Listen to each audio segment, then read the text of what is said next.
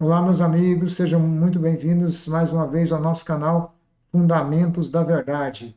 Hoje estaremos falando sobre triunfalismo, que é um ensino que é muito propagado em igrejas, principalmente algumas igrejas neopentecostais, onde que o sucesso, o milagre financeiro é praticamente feito ou acontece de uma maneira mágica em alguns lugares, como é ensinado. Vou compartilhar com vocês a nossa tela para a gente ler alguns versículos e hoje vai ser uma discussão bem teológica mesmo. Vamos lá.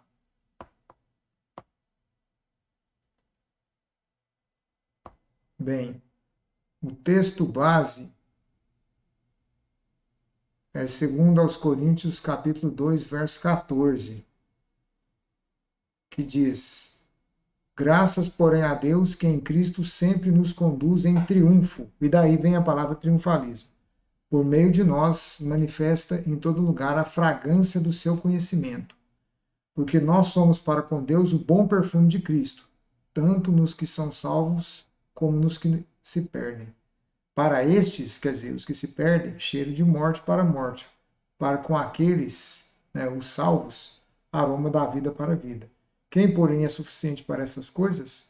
Aí o versículo 17. Porque nós não estamos, como tantos outros, mercadejando a palavra de Deus, ou seja, fazendo comércio da palavra de Deus. Antes, em Cristo, é que falamos na presença de Deus com sinceridade e da parte do próprio Deus. Muitas pessoas se escandalizam com acontecimentos que acontecem em igrejas evangélicas ou mesmo em outras igrejas que se dizem cristãs, onde acontece escândalos financeiros, mas o que ocorre é que essas pessoas, a maioria delas, nunca não conhecem os textos bíblicos. Basta a gente lembrar que um dos apóstolos, que era chamado de Judas, Judas Iscariotes, né? Ele era tesoureiro, né? Quando Jesus começou seu ministério,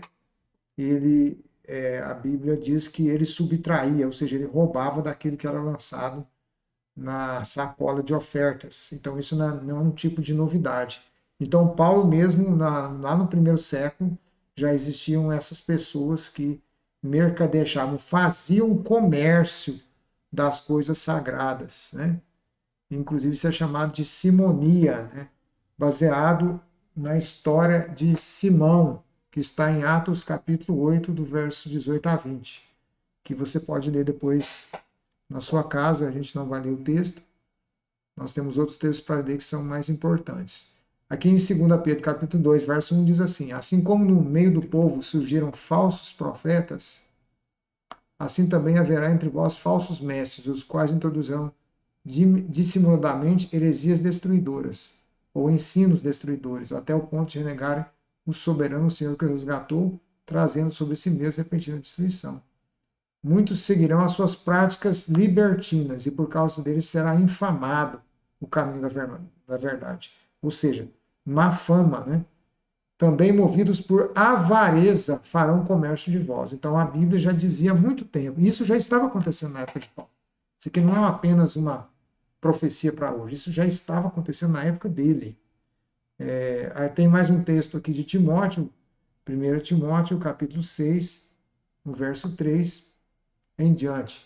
Se alguém ensina outra doutrina e não concorda com as sãs palavras do nosso Senhor Jesus Cristo e com o ensino segundo a piedade, é enfatuado, nada entende, mas tem mania por questões e contendas de palavras de que nascem inveja, provocações, difamações, suspeitas malignas, altercações sem fim por homens cuja mente é pervertida, privados da verdade, supondo que a piedade é fonte de lucro, ou seja, que a vida cristã, a piedade, ser pio, ser santo, professar a fé cristã é fonte de lucro.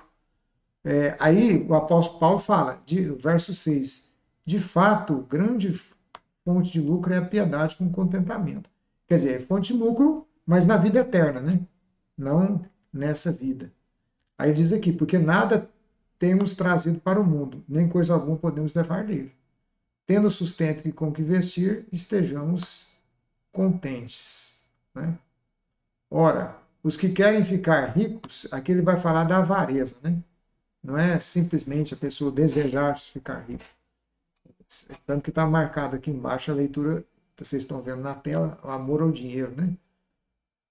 Os que querem ficar ricos caem em tentação e cilada em muitos desejos ou concupiscências insensatas e perniciosas, as quais afogam os homens na ruína e perdição.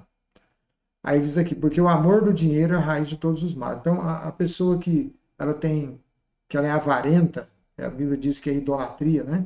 É um culto ao dinheiro, culto às coisas materiais, e a idolatria. Então, a Bíblia condena isso veementemente. Em Judas 11 diz assim: ai deles, porque prosseguiram pelo caminho de Caim e movidos pela ganância, se precipitaram no erro de Balaão. Quem era Balaão? Balaão era uma espécie de mago, né, religioso, que ele ao mesmo tempo também conhecia o Deus verdadeiro, o Deus único existente, né, o único Deus, mas ele também fazia feitiçarias, a Bíblia diz dessa forma. Mas ele tinha conhecimento do Deus verdadeiro e ele foi procurado por um homem chamado Balaque para que lançasse maldições contra o povo de Israel, né? Mas o profeta mesmo falou que e ele se deixou seduzir pela questão financeira, que é o assunto que nós estamos falando aqui. E depois ele acaba que, quando ele ia amaldiçoar, na verdade ele acabava sendo usado por Deus, e dava profecias, né, a favor do povo de Israel. E, inclusive, uma das profecias foi sobre Cristo. E então a Bíblia mostra ele como um exemplo negativo de uma pessoa que é levada pelo dinheiro e, e até mesmo usada por Deus, porque isso pode acontecer. Ele foi usado por Deus, mas ao mesmo tempo era um homem pervertido, um homem idólatra, mas que conhecia o Deus verdadeiro, assim como aconteceu nos dias do apóstolo Paulo, nos dias de Cristo, e acontece hoje também. Então, não é incompatível isso. Eu digo, Jesus mesmo disse: muitos me dirão naquele nome, Senhor, não fizemos curas no seu nome, não profetizamos, etc. Jesus vai dizer assim, naquele ditado dos judeus: não vos conheço, apartai-vos de mim, vós que praticais a iniquidade. Esses grupos que propagam o comércio da fé, isso aconteceu em toda a história, como a gente está lendo aqui, desde o primeiro século. Vocês conhecem a história da Reforma Protestante, onde um dos pontos nevrálgicos ou pontos principais desse combate, vamos dizer assim, da fé ou da Bíblia, contra a venda de indulgências, seria o perdão oferecido pela igreja, foi traçado lá por Lutero e acabou fazendo a separação dentro da igreja católica e formando os protestantes, que vocês todos conhecem pela história também, né? Então, desde lá, também, né, se formou, tinha pessoas comercializando e hoje, de novo, né, de uma maneira mais enfática, né, na história, se repete essa questão de comércio. E um dos aspectos de hoje surgiu, eu já falei naquele outro vídeo, depois você pode acessar um vídeo sobre a teologia da prosperidade da confissão positiva. Esse aqui é um outro vídeo falando também sobre esse mesmo assunto, mas dando uma ênfase nessa questão de como esses grupos, muitos desses grupos, eles fazem uma espécie de uma prosperidade mágica, né, que é baseada simplesmente na semente da fé. Isso, como eu falei no outro vídeo, é uma influência de um pregador pentecostal norte-americano chamado Oral Roberts. Depois você pode acessar na descrição do vídeo. No final, você vai ter o link e você pode acessar esse vídeo para você ver com mais detalhes. Então, o Oral Roberts, ele pegava esse texto que nós vamos ler aqui agora e falava sobre ofertas de sementes da fé. E muitos pregadores hoje usam isso para pregar uma espécie de prosperidade mágica, imediata, né? Vamos lá. segundo aos Coríntios 8:1. Qual é o contexto disso aqui? Na verdade, o contexto vai ser sobre uma oferta que foi dada aos irmãos na Judéia, porque houve uma fome na Judéia, profetizada inclusive por um profeta, um servo do Senhor, Jesus, falando que era uma fome, e aconteceu mesmo, essa fome. E Paulo ele escreve essa carta pedindo para os irmãos de Corinto ofertarem. Aí ele vai falar dos macedônicos, é onde nós vamos ler aqui. Também, irmãos, vos fazemos conhecer a graça de Deus concedida às igrejas da Macedônia. Porque no meio de muita prova de tribulação, manifestaram abundância de alegria e profunda pobreza. E a profunda pobreza, quer dizer, pessoas pobres, né, superabundou em grande riqueza da sua generosidade. Ou seja, eles foram ricos em generosidade, embora fossem pobres. E, inclusive, isso é uma coisa condenada pela sociedade. Eles dizem que as pessoas pobres não podem ofertar. É, mais uma vez, um outro extremo, né? Um outro tipo de pensamento equivocado sobre o cristianismo. A Bíblia não diz que pessoas pobres não podem ofertar, pelo contrário. Pode sim, tanto que é o exemplo que o apóstolo está falando aqui. Aí ele diz aqui, 3, porque eles, testemunho eu, na medida de suas posses acima delas, se mostraram voluntários. Voluntário, não é nada obrigado. Então aqui diz que os irmãos da Macedônia, na medida de suas posses, mesmo acima delas, ajudaram aqueles outros irmãos que estavam em necessidade, pedindo-nos, com muitos rogos, a graça de participarem da assistência aos santos, ou seja, a ajudar os santos da Judéia, aos santos, né, como a Bíblia diz, é qualquer um que é um discípulo de Cristo, né? Isso é o que a Bíblia ensina. E não como, por exemplo, a Igreja Católica chama de santos aqueles que somente foram reconhecidos pela Igreja. Não, a Bíblia não tem essa visão. Sim, e não somente fizeram como nós esperávamos, mas também deram-se a si mesmo primeiro ao Senhor e depois a nós pela vontade de Deus. Ou seja, eles se entregaram a Deus e também ajudaram os irmãos. O que nos levou a recomendar Tito que, como começou, assim também complete esta graça entre vós. Então, Tito foi enviado para recolher essas ofertas. Né? Como, porém, em tudo manifestar superabundância, superabundância, tanto na fé e na palavra, e no saber, e em todo cuidado, em nosso amor para convosco, assim abundeis nessa graça. Quer dizer, ele está pedindo para que eles fossem generosos para ajudar os irmãos que estavam passando necessidade. Não vos falo de forma de mandamento, mas para provar pela diligência de outros a sinceridade do vosso amor. A graça de nosso Senhor Jesus Cristo, pois conheceis a graça do nosso Senhor Jesus Cristo, que sendo rico se fez pobre, né, por amor de vós. Então, é que ele se fez pobre, sendo rico, o que ele está dizendo porque a Bíblia diz, meu é o ouro e a prata, diz o Senhor dos Exércitos. Né? Então, lógico, Deus sendo rico, Jesus Cristo, né, sendo Deus, se fez pobre literalmente, né? Basta a gente ler a Bíblia. Alguns pregadores da teologia da prosperidade dizem que ele era muito rico. Porque ele tinha uma túnica sem costura, tal. Mas Jesus, ele vivia de ofertas e também ele tinha discípulos que eram ricos. Então, o fato da pessoa ter uma roupa que é cara, significa que a pessoa é rica, né? Mas essas pessoas não se atentam a esses detalhes. Para que pela sua pobreza vos tornasseis ricos. Ricos, especialmente da graça de Deus, mas é claro que uma pessoa pode se tornar rica, não que ela deve ser rica, ou que todos vão ficar ricos, obviamente. 10. Inclusive, ele vai falar um pouquinho sobre isso aqui embaixo.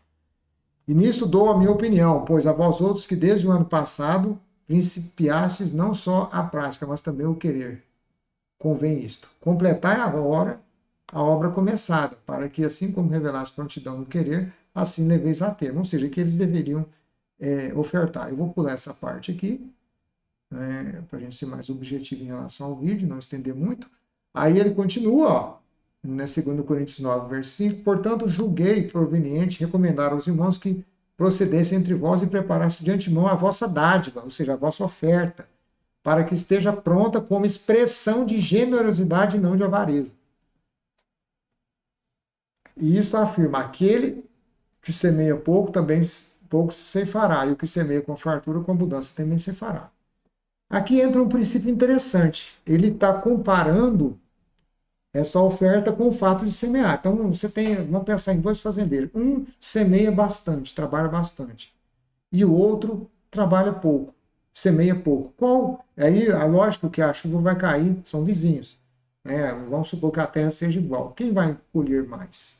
Aquele que plantou mais, obviamente. Então, Paulo, usando esse princípio, ele faz essa analogia para falar sobre a pessoa que ela é generosa. A Bíblia fala em provérbios, em muitos textos, né? E honra o Senhor como princípio da sua renda e se encherão os seus celeiros. Fala sobre a gente ajudar as pessoas que carentes no livro de Provérbios, são muitos os textos, né?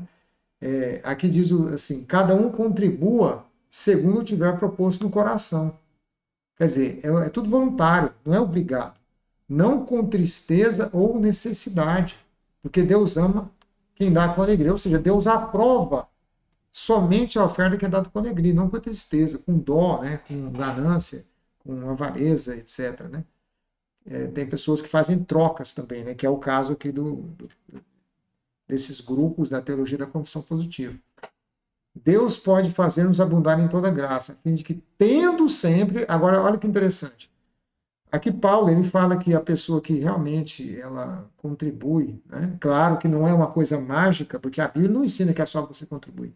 A Bíblia fala sobre o trabalho, a Bíblia diz que lança o seu pão sobre as águas, porque depois de muito tempo você vai colher. Isso era um ditado, né? Ou seja, que a pessoa tem que trabalhar, tem que se esforçar. O livro de Provérbios, como eu disse, tem muitos textos, um pouco para dormir, um pouco para tirar uma soneca, um pouco para sair com os comelões de carne, bebedor de vinho, para cair na pobreza. A Bíblia fala muito sobre essas coisas, né? Então não é uma coisa mágica, né? Então aqui ele diz aqui: ora, aquele que dá semente ao que semeia e pão para o alimento, também suprirá e aumentará a vossa sementeira e multiplicará os frutos da vossa justiça. Então o que está em rosa aqui, ó, olha lá, ó, tendo sempre em tudo ampla suficiência e superabundância em toda boa obra. Ou seja, a Bíblia diz sim sobre Deus abençoar a pessoa que é generosa. E é justamente por causa dela ter um bom coração, um coração generoso, é que Deus abençoa. E não o fato dela simplesmente dar dinheiro. Então, é uma motivação interna e não é o ato de simplesmente dar alguma coisa. Né? Por isso que Paulo fala, não por tristeza ou avareza, porque tem gente que está pensando no retorno. Né? Então, isso ou seja, fazendo como se fosse negócio com Deus, como se Deus precisasse de dinheiro. É claro que quem precisa são os irmãos, a igreja que envia missionários, né, e tudo mais. Mas Deus não precisa, obviamente. Aí diz aqui, ó, enriquecendo-vos em tudo. Quer dizer, o que é enriquecer em tudo? É você ter abundância em tudo. Então a Bíblia ela fala sobre abundância. Esse é a vontade de Deus. Mesmo quando a gente vai ler na lei de Moisés, existem muitas leis, né? A lei do 7º ano, que todo homem que fazia um serviço de servidão de 7 anos, ele estava com a dívida, não conseguia pagar, ele ficava servo de outro, né, recebendo, ele recebia um salário de jornaleiro, ou seja, de uma jornada, né? E ele trabalhava por 7 anos. Depois ele vencia aquela dívida. E também no chamado ano do jubileu. Aí o texto diz: para que não haja pobre entre vós. É interessante isso porque geralmente o pessoal que combate a teologia da prosperidade, eles caem num outro extremo. Então a Bíblia, nesse mesmo lugar que diz que para que não haja pobre no meio de vós, é o mesmo tempo, é o mesmo texto que diz, porque sempre haverá pobres. Inclusive Jesus até citou isso, né? Jesus também citou essa passagem. Mas é claro que vai sempre haver pobre. Com certeza, por causa que é um mundo injusto. Né? Pessoas preguiçosas, algumas são preguiçosas, outras são exploradas e são muitas as causas. Mas a Bíblia não mostra de maneira clara, pela própria lei de Moisés, existiam vários mecanismos para que as pessoas saíssem da pobreza. A pobreza não é a vontade de Deus, isso é óbvio. Então Deus quer trazer abundância. Isso aí, as pessoas que combatem isso nunca leu a lei de Moisés, não conhecem nem o Antigo nem o Novo Testamento. E o que eu estou falando não é teologia da confissão positiva ou teologia da prosperidade, isso é a prosperidade bíblica, que é relacionada ao trabalho, ao esforço, à honestidade e tudo mais. Tá? Tanto é que existe um livro chamado A Ética Protestante e o Espírito do Capitalismo, né, escrito por Max Weber, que fala sobre a ética protestante, que é a questão do trabalho. Sempre foi uma ênfase da bíblica do trabalho, da pessoa se esforçar e tudo mais. Né? Então não é uma prosperidade mágica, é uma prosperidade voltada para o trabalho, ou melhor, prosperidade que vem do trabalho. Né? Então diz aqui, enriquecendo-vos em tudo, para toda generosidade, ou seja, a gente tem que ser generoso, né? Inclusive quando é pobre, que é o texto que está mostrando lá, e que é o contrário do que as pessoas acham um absurdo uma pessoa pobre dar uma oferta, mas a Bíblia ensina o contrário, a qual faz que por nosso intermédio sejam tributadas graças a Deus. Então, é muito claro o que a Bíblia fala sobre a questão de ofertas, né? Então, as doações, então, não são sementes de fé, como dizia o Oral Roberts, do jeito que eles falam, você dá uma oferta e você vai ser abençoado. Não é dessa forma. A pessoa é, ela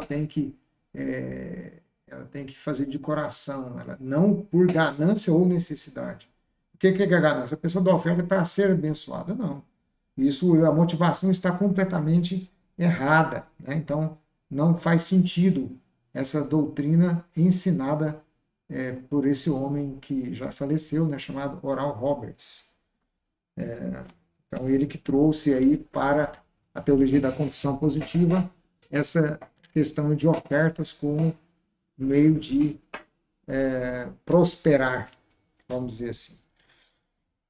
E por último, para nós falarmos e encerrarmos, eu vou discutir com vocês a questão do sofrimento. Eu vou abrir o meu vídeo aqui, a câmera.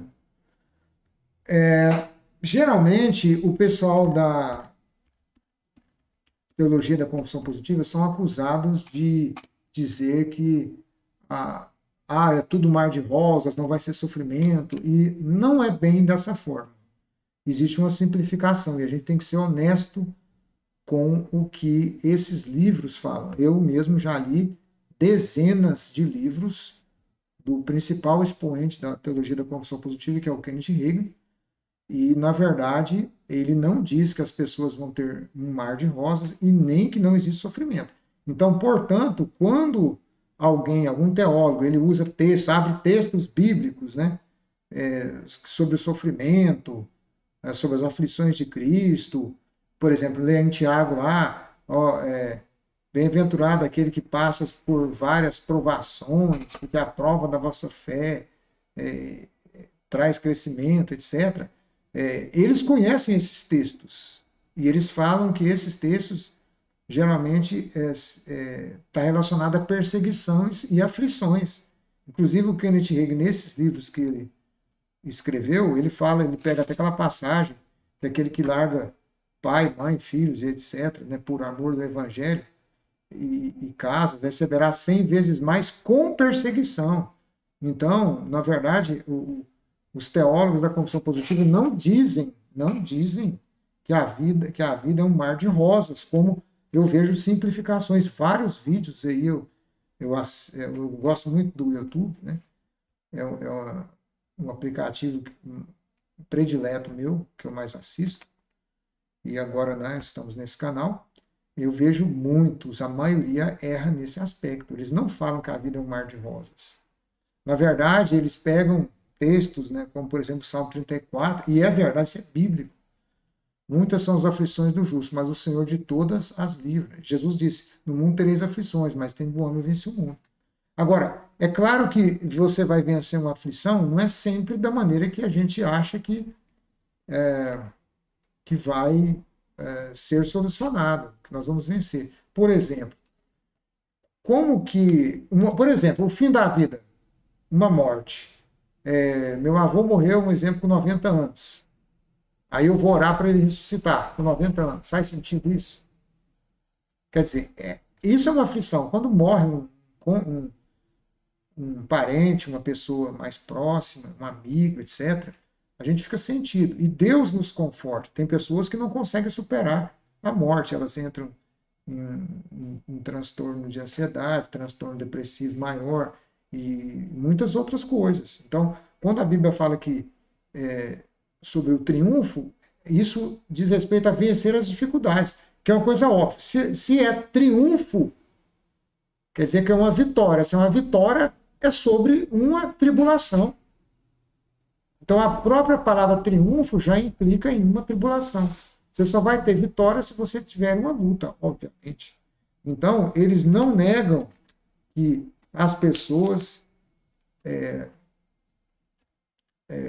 vão ter lutas. Eles não ensinam isso. Eles ensinam que vão ter vitórias. É claro que muitas vezes de uma maneira equivocada, ensinando uma espécie de prosperidade mágica. Como eu falei no outro vídeo e repito aqui, é muito comum, por exemplo, se a pessoa é um funcionário público, ganha um salário fixo, vamos supor que ganha um salário mínimo.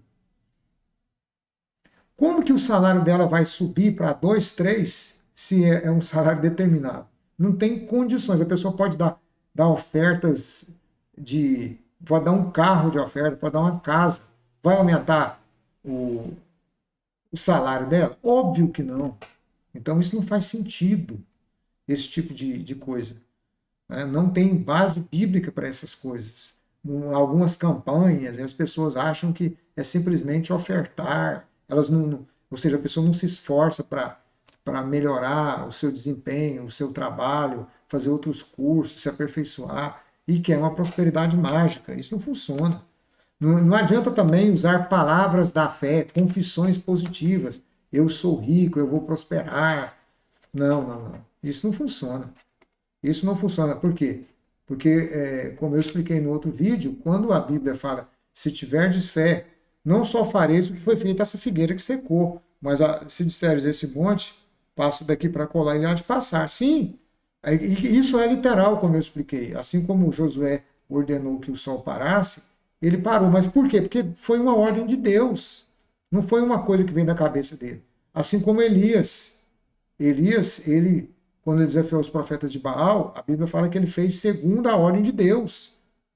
E a Bíblia depois fala que a Bíblia, ele disse, não choverá segundo a minha palavra. E lá em Tiago diz que ele orou insistentemente. Ele orou, Deus respondeu. Então, não é simplesmente uma palavra mágica, quer dizer, precisa da orientação de Deus. Se as nossas palavras tivessem o poder em si mesmo, não precisaria de dons do Espírito Santo. Basta eu falar, câncer sai. Aí cadê os dons de curar? Ou então o morto ressuscita. Onde é que está o dom chamado operação de maravilhas? Não precisaria, quer dizer, essas pessoas elas isolam versículos bíblicos. Isolam versículos bíblicos. Não é assim que funciona. Né? Então, determinadas coisas elas podem acontecer, sim, mas se Deus ordenar a pessoa a fazer aquilo. Então, se as nossas palavras tivessem poder, por isso que eu desafiei no outro vídeo e desafio novamente. Você que acredita nisso, se alguém que está porventura me ouvindo acredita na teologia da confissão positiva, por que você não vai num velório e manda o morto ressuscitar, já que você crê nisso? Quer dizer, isso é lógico que não vai acontecer nada. Não faça isso porque você vai passar vergonha. Agora, se Deus tivesse te dado uma ordem, aí sim, porque seria Deus que estaria mandando você fazer alguma coisa. Então não funciona, né? Isso não funciona. Então, a pessoa dizer assim, eu sou rico, eu sou próximo, não adianta nada. Agora, como isso, os estudiosos mesmo, os críticos, os apologistas sérios, né, que estudam sobre a teologia da confissão positiva, ela tem alguns pontos positivos, como, por exemplo, orar. Né? Então, muitas vezes, eles ensinam, inclusive, eu tenho muitos livros sobre oração. O melhor livro que eu li sobre oração é um livro da confissão positiva, embora tenha erros, óbvio. Mas eles ensinam que quando você vai orar, você tem que observar o que está escrito na Bíblia. Que é o mesmo erro que, na verdade, eles cometem quando vão usar essas palavras da fé, né? Que, na verdade, eles fizeram a interpretação errada. Mas em relação à oração, quer dizer, se eu estou com uma ansiedade em relação a um problema financeiro, o que eu vou fazer? Eu vou orar em cima de versículos que são promessas de Deus. Como, por exemplo, o Salmo 112, que foi o salmo que o apóstolo Paulo usou nesses textos que eu li de 2 Coríntios, capítulo 8, capítulo 9. Ele usou o Salmo 112, porque o Salmo 112 é um salmo que fala sobre a bênção da prosperidade material. É óbvio, mas as pessoas elas desprezam o ensino. A palavra shalom, né? Shalom, ela significa paz, não somente paz interior, ou uma paz externa também, ausência de guerra, mas significa saúde, prosperidade, bem-estar, felicidade. Isso é shalom, paz. Então, existe a prosperidade bíblica, tá? Mas, infelizmente, isso é deturpado e transformado num evangelho da ganância financeira. Então, não adianta a pessoa determinar, dizer eu sou rico, eu vou prosperar, eu determino. Isso não funciona. Isso não funciona. A gente determina o quê? Por exemplo, um demônio está numa pessoa. Aí, a gente determina que o demônio sai. Aí sim, a gente ordena que o demônio saia. Mas não faz sentido algumas coisas, né? Como eu disse, vai lá no velório e manda o morto levantar. Será que ele vai levantar? Ele vai levantar se Deus te ordenou. Caso contrário, você vai perder seu tempo, porque as suas palavras não têm poder nenhum. Elas têm poder no sentido psicológico e também o poder de ferir as pessoas, né? Com a mesma língua, abençoamos e amaldiçoamos. É interessante que eu vi até um debate sobre isso. Essas palavras, abençoar e amaldiçoar, na verdade, elas têm também a conotação de bem dizer e mal dizer. Tanto é que a palavra também, quando diz que Jesus, algumas Bíblias falam que Jesus abençoou o pão. Não. Na verdade, ele deu graças. Esse é o sentido. O sentido é a mesma palavra grega, mas o sentido é dar graças. Não precisa abençoar o pão. Jesus agradecia pelo pão. Então, quando a Bíblia fala que as pessoas amaldiçoam ou abençoam, ali ele está maldizendo ou bendizendo. Esse é o sentido. E não de jogar uma praga, uma maldição, embora algumas pessoas façam isso, né? Então, não tem essa de a pessoa dizer alguma coisa porque a palavra dele tem poder. Não, não tem. A palavra de Deus tem poder. Se Deus te ordenar você fazer alguma coisa, vai acontecer porque Deus ordenou. Foi a palavra de Deus que veio até você. Aí é diferente. Então não faz sentido esse triunfalismo mágico. Jesus sempre nos conduz em triunfo. Né? Inclusive, Paulo fala, tudo posso naquele que me fortalece, está lá em Filipenses. Quando ele fala tudo posso naquele que me fortalece, ele está falando de sem passar necessidade, sem passar problemas difíceis, etc. Se você ler em Filipenses, você vai ver isso. O texto mostra que ele sempre vai vencer a dificuldade. Esse é o sentido. Esse é o sentido. O cristão sempre ele vai superar qualquer dificuldade que ele passar, por pior que ela seja. Ele vai ser conduzido em triunfo. E triunfo sobre o problema, né? Então a gente tem que dosar isso. Depois então vocês leiam esse texto de Filipenses, né? Tudo posso naquele que me fortalece. Quer dizer, eu posso vencer qualquer situação. Não que eu não vou passar por situação difícil, mas que Deus vai me proporcionar uma superação numa perda, uma superação numa numa catástrofe mesmo. Estou falando de coisas ruins mesmo. É claro que também Deus pode dar livramentos, como eu já vi vários livramentos, milagres sobrenaturais também, né? São várias formas, mas de qualquer forma Deus nunca nos desampara e Ele sempre está conosco. Então, se você gostou do vídeo, dê o seu like, se inscreva se você não é inscrito e se você quiser se aprofundar, clique nos 3 pontinhos na descrição do vídeo e você vai acessar os links e vai ter acesso a um conteúdo gratuito. Fiquem com Deus, um abraço e eu espero vocês nos comentários, se tiver alguma dúvida ou comentários que vocês possam colocar lá. Até a próxima.